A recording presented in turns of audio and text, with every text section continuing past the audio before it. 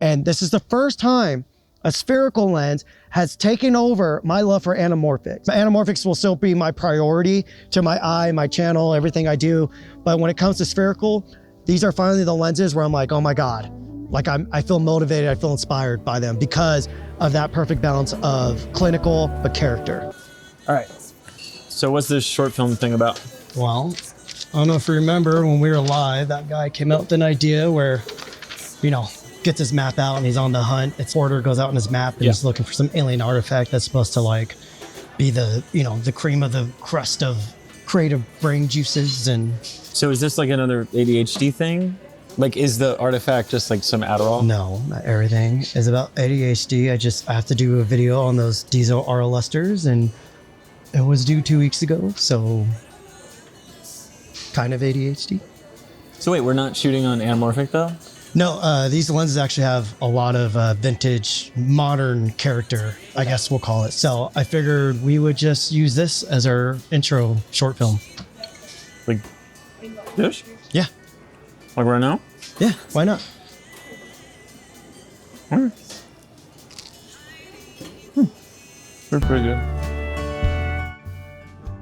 Right now, we're filming on the Lumix S1 II with the DZO Arles Lustre 40mm. The color on the housing on this is what first caught my attention, but also the front elements also match basically the outside. Like there's this crazy gold coating on them. When I first tried these, the first thing that dawned on me is the resemblance to a certain film stock. Kodak Gold has this browning in the shadows that I really fucking like. Because when I go and color grade my Kodak Gold images, I shoot with my Leica MP usually, or even my Fujifilm TX1 X-Pan film camera, I like to push a teal back into the shadows. And the way that the teal just kind of overlaps on top of that brown shadow gives it like this thick, lustrous look. So the DZO Arles Lustres literally give me that same vibe. All right, guys, before we get too deep into the woods here, these are actually a special edition version of the DZO Arles Prime lenses. So let's go over the differences on there. So we get deeper in the weeds here, you guys will be able to see what the differences are between both of these versions here. Sadly, they sent me the standard set of the Arles Primes and the B set of the Arles Lustres. So our focal lengths aren't going to be accurate, but you guys will get the gist. So right off the bat, the optics and the lens designs are exactly the same between the Lustres and the Primes. The main differences are obviously, you know, our lens housing here looks totally different, but also the coatings on the optics are going to be different. You know, that's what makes the Lustre so special for, you know, what I intend to use them for compared to the standard ones. If you guys are familiar with my channel, you know, I absolutely love anamorphics and, you know, I live and breathe anamorphics. I randomly saw the DZO Arles, the standard ones, immediately fell in love with the look. It was the first time where I saw a prime lens that actually like moved my brain and made me want to try them out and shoot spherical, which usually the only times I ever shoot spherical is purely for, you know, when it comes to jobs where I can't shoot anamorphics. But these Arles Lustres now, when I saw these at NAB, I was like, holy cow, one, they look beautiful. Safe to say, I absolutely love them, but I am also incredibly intrigued to see how they differ from the standard Arles Prime. So, you know, we're just gonna do some comparisons here. Excited to see how similar and how different they may look. Let's actually, before we go over the looks, let's talk about coverage. You'll see on top of these, it says VistaVision. I bought this GFX 100 II literally to do a few videos with it. One of those videos being this one, but another one is I want to really recreate the look of we'll film that within the next month, hopefully, hopefully sooner, we'll see. I didn't bring other NDs for this, but the front of it, you can see, I believe it's a 95mm front. So you see, I'm just gonna put my Condor Blue matte box on there. I didn't bring any NDs, sadly, so. So for all the tests with this, I'm just gonna speed up the shutter angle. Okay, so you guys are seeing, we're wide open on this. Let's go all the way to minimum focus. Again, this is the Lustre 21mm. And you guys can see what this looks like. You can see we have some flaring there. The sun's not too intense, but you see those flares look epic. Absolutely gorgeous. So this is the full coverage right here. You can even see on the 21mm, the distortion's still pretty great. We do have some slight vignetting, but I think it's tasteful. The whole lineup should be able to cover the GFX. You just might get different vignetting depending how wide and how tight you go. The Tire lenses probably have cleaner vignetting. Once I get the Eterna, you guys will see more of these lenses on there. For this video, we'll just keep it short on the GFX for this. So stay tuned for that. So when it comes to the look of these, you're gonna notice the whole image will shift blue compared to the standard ones. The standard ones have like pretty neutral color. So on your standard Arles, you guys are gonna see, you're gonna get pretty neutral type colors. But then when you put the Arles Lustres on, all of a sudden the image goes blue, but you get hints of warm in the shadows. Anytime any lights flaring this, which they flare way easier than the standard Arles. We'll do flare tests and everything still too. You can see it creates like more of a browning type look in different parts of the dynamic range. So with that, you have to push your white balance a little bit warmer with the Arles Lustres. But again, when you start doing all your like tilts into the shadows and doing your film looks, the colors that you get out of this, especially when you pair it up with the film emulation LUT, oh my God, it has such a unique, beautiful, thick look to it. This is why Jericho is obsessed with filming with the Lustres for all these videos now, just because the look you get out of it is something incredibly special. This is the closest like film emulation type look. When you pair up those film emulation, for instance, my own LUTs, I'll link down in the description if you guys want to try them out. All the footage you guys are seeing are using my new film emulation Rambler LUTs. When you pair up a lens that gets you that look, I'll show it right now, even with the 709 look, they have something special to them, even versus the standard ones. When you go and put a film emulation on top of it and you correct that white balance to make more accurate skin tones, it's stunning. So with the look out of the way, let's dive in deeper now with the comparison between both of these shots. All right, guys, before I show the colors of the Arles Lustre, let's first get the standard with the standard Arles. Again, these are literally the same exact lenses. We just got different coatings on here. So immediately off the bat, I can see a huge difference. Again, between the Arles Lustres and the standard Arles, you're gonna get all the same bokeh, all the same sharpness, all that's gonna be very similar. But when it comes to the overall like broad contrast and the color tone and the flaring, those are gonna be the biggest differences. Again, this is full sensor readout and we're just focusing on Jericho's brown water bottle right there. From what I'm seeing on the back of the screen right here, it looks beautiful. Again, we're on the GFX 102. The colors look pretty damn good on this. But with the standard Arles, it looks, I want to say true to life, but with a little bit of juice behind it. The standard Arles are just a loaner, so I could do this video. They didn't send me the B set. And so I don't have a one-to-one match on the Lustres versus the standard, even though the focal lengths are changing. You guys will just have to use your imagination on how they'll match up. So that's the standard Arles. Now let's put on the Arles Lustre so you guys can see how drastic of a change we get between both of them. But then once I do my film emulation grade on top of it, you guys are gonna see, again, how they differ. These are like a pre-production version, I think. So it currently says T1.4. But with the coatings that they put on here, you're actually losing a little bit of light. So I think the final production versions of the Lustres are like a T1.6 or T1.8. So you lose a little bit of light. So now we're rolling on the DZO Arles Lustre. You can see how drastically different those coatings look. So overall, we're getting similar character. Again, sadly, this is the 40mm.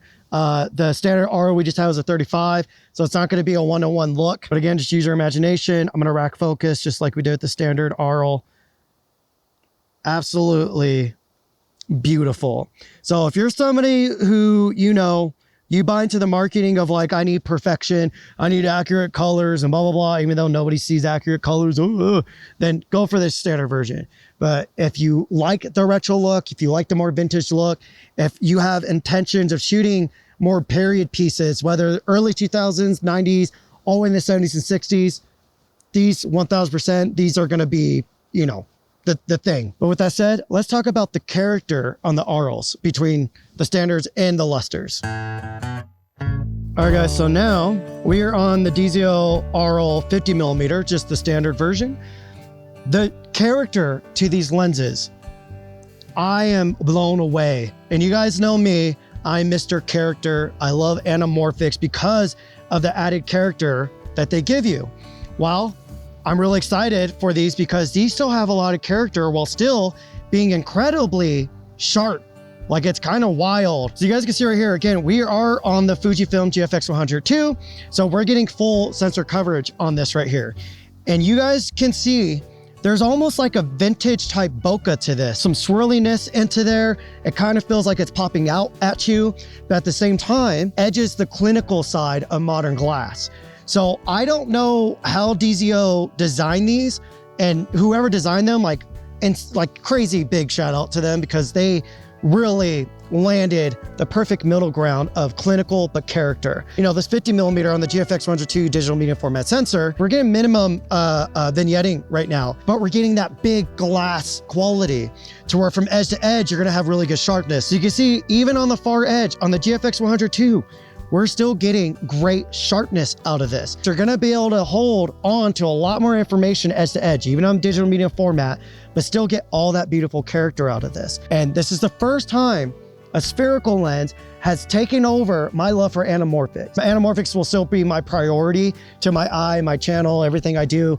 But when it comes to spherical, these are finally the lenses where I'm like, oh my God, like I feel motivated, I feel inspired by them because of that perfect balance of clinical but character. Overall, you're gonna get way better contrast control and flare control. You know, overall just like a standard cleaner image out of this, but still with all that beautiful bokeh and that softness.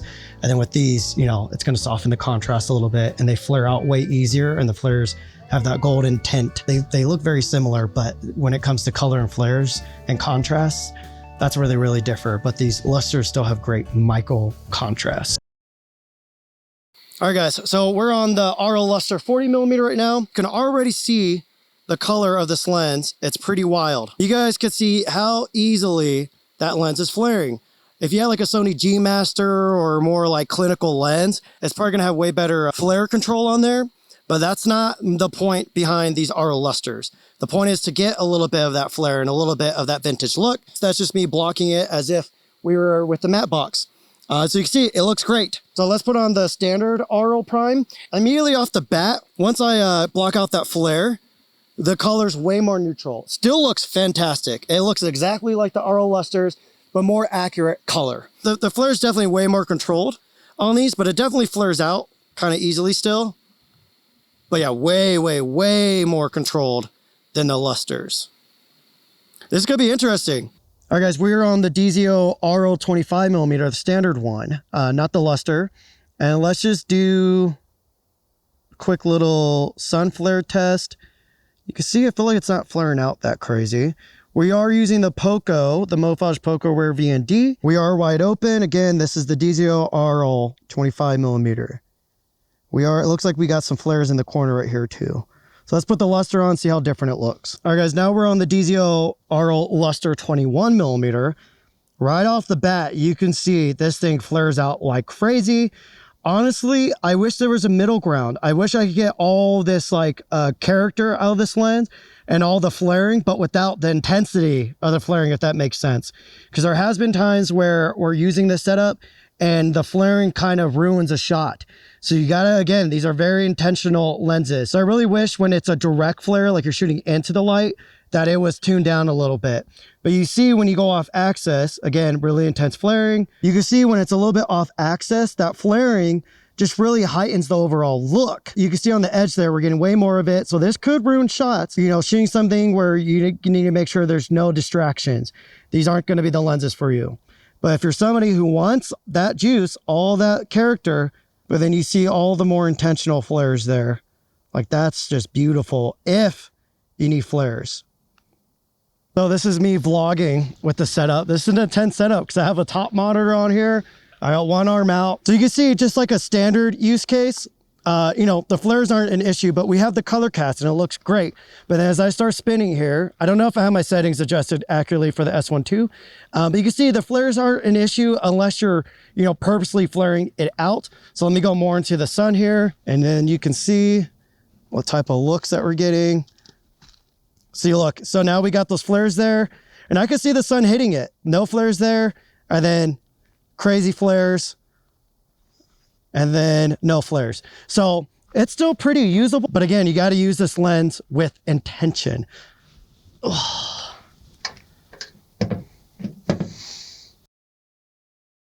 So guys, the standard Arles primes already have some beautiful character to them, but the lusters just take it up a notch. It's the Arles lusters are an acquired taste. So if you like that more retro look, the vintage look, but you like sharp modern optics, the Arles lusters are, you know, they're going to win you over. But again, they're limited editions. So I don't know how many units they're selling and how long they're selling them for. So regardless, I think overall the Arles are just, there's something magical to them because they have that modern sharpness, but it's not sandpaper sharpness. And there's a lot of depth. There's not swirliness, but it edges that almost. I don't know how to explain it. It's very similar to like nice Leica glass, like your Q43, where it's hard to describe, but it's super sharp, but it doesn't feel gross. And there's character, but it doesn't feel wrong or like it's misinterpreting the world. It's accurate, but pleasing, I think. It's probably the best way to say it. It's modern character. Yeah. I think that's the best way of explaining it. Yeah. Modern character. So if you're somebody that likes character, but you like modern optics, both sets of these Arles, whether it's the standard primes or the lusters, you're going to love. But if you want even more juice, the lusters are going to be your go-to. Also, look at that anamorphic flare from that Series 20 millimeter.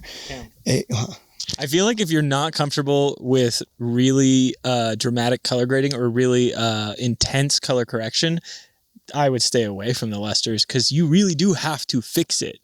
And I do think that was intentional. Like, but if you are not familiar with like advanced color grading, I wouldn't touch them. You'll probably hate them, honestly. With that said, I am going to show you guys how I color grade them. Because even when I first approached DZO, I begged them for these lenses, guys, because like I'm absolutely intrigued with them and now I'm loving them. I had already formulated this whole theory around the color, seeing just the hint bit of footage that I saw.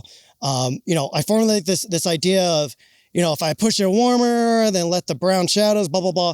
Again, later in the video, I'll show you guys what I'm talking about. Sedona's hunting for snakes. Hey, leave it. Ooh, mosquito. Mosquitoes are getting me. You can see this is literally for these little test shots here. That's just my Rambler film emulation LUT and with the white balance correction. That's all that was on here. Let's go over the standard Arles shot. So you can see this is the Arles standard 35 millimeter. Let me just throw on a RE709 conversion. That's what we're getting straight on camera. You can see it's a little bit warm. So if I turn on my first node here, that's simply just correcting the white balance. And then this one's just correcting the white and black point. That's literally it. That's the standard Arles. Now let's just copy that grade over to the Arles Lustre shot. You can see it looks totally different. So let me show you real quick. Let's just reset the white balance on there. So you can see we're just correcting that a little bit there. I'm not gonna do an intense grade on this. So we're just gonna keep it sloppy. I'm not gonna do any of my crazy tricks that I'm usually doing. So off the bat, you can see the standard Arles, his shirt has true blacks. You can see the wood panels on the seat is separating from the wood panels on the wall. You can see the reds, the different tones of lettuce in here. His green hat. Again, this is the Lumix S12 shooting an RE log. Super powerful camera. Back to the Arles lusters. So yeah, you can see the luster with those coatings. It's kind of just, you know, manipulating your colors and it's kind of giving it a little bit of a filmic look. It's decreasing all the crazy true to life colors and it's kind of blending them, which I don't think a lot of people realize, you know, film is a physical thing. It's like little crystals collecting saturation and tonality and light. But anyways, let's just go and put in a quick little color grade to show you guys what I was talking about with the Kodak Gold. So obviously we have all these warm tones in the shadows. So I'm just going to go and kind of reverse that. So I'm going to put a little bit of a teal into the shadows. And then I'm going to go back to my highlights. I'm going to warm the highlights back up. So let's go to the mids now and let's start dragging that down. And then let's go back to our highlights. Warm those back up. Let's also create a node before this. Let's boost saturation. So I just did it by 6% on the color boost. Now, a lot of colorists on YouTube will say you should never put a node after your final conversion LUT, after the 709. But if you talk to actual Hollywood colorists, they'll tell you do whatever it takes to get the image where you need to take it. There's no, you know, at the end of the day, this is an art form that has a lot of science in it. So with that said, I'm going to do a color grade on top of that LUT. So I'm going to push some warms into the highlights again and basically do the same thing that I was doing in the previous node. And I'm just going to keep intensifying each one of these nodes until I have it where I like it. But again, I'm usually doing more like film emulation stuff. So here we go. Let's clean this up. So you can see these are all of our nodes here. So let me just start from the beginning. The camera we use is the Lumix S1 II, and we're shooting internally RE log. So I'm just gonna put the RE709. There you go. Then we're gonna go and correct our white balance. And then we're gonna go and kind of correct a little bit of that haziness. But again, even if we're correcting it, there you can still see there's a little bit of haziness compared to the standard Arles. The standard Arles is keeping everything separated, where the luster is, you know, giving a little bit of a luster type look. Now our next node is we're just boosting the saturation back up. And then the node after that, this is where we start, you know, doing some color grades. So you can see that node alone is doing a lot. And then from there is the 709. Then after that, our final grade. There we go. Let's just copy that grade we just did over to the standard one. Let's recorrect that white balance, turn down that saturation node. If I was actually grading this, I would take way more time. Like I'm even gonna just decrease the output on that final node there. Let's just go to 4, no, let's go to 5. So now you guys can see, this is the standard Arles, and then this is the Arles Lustre. Standard Arles, Arles Lustre. So you can see the standard Arles, again, we still have all the color separation in here. This looks great. This looks fantastic. It looks modern. Even though we have like that classic bokeh that the Arles are able to get, and there's just a very, very, very faint haziness come through the window, it's still incredibly clean with some character still. And then when we go to the Lustre, all of a sudden it's getting a little bit, dare I say, muddy, but a cinematic muddiness. Now real quick, let me show you the grade from the short film. This is all it is. So again, this is my Rambler LUT. From here, we're just correcting the white balance, and then we're correcting exposure, kind of flattening it out a little bit and controlling those highlights and the shadows. Then we're adding contrast back in. And then after my film emulation, further pushing a 3-way color grade. And then I'm correcting the black point, and then I'm correcting the black saturation. And then we have our film grain. That's all it is. So I think a lot of people are going to be confused about this. For instance, you know, my homie Connor McCaskill, he's always saying how like this has color shift and that has color shift, and it's micro, but to him, he thinks it's a problem. To me, you know, all of our lenses have color shift. You could put one lens on and then another lens on. They could both be $10,000. One's gonna look cooler, one's gonna look warmer. One might look more green, one might look more magenta. Everything has a color shift. Nothing is truly accurate. The only thing that might be truly accurate is like RE signature primes or something. Those might have like perfect accurate colors, but even that, nothing is perfect in the world. Nothing is truly black. Nothing is truly white. So when it comes to these have a heavy color contrast to them. But to me, it's not a problem. To me, it's part of the intention behind this lens. That intention being a vintage, thick, velvety, lustrous type look.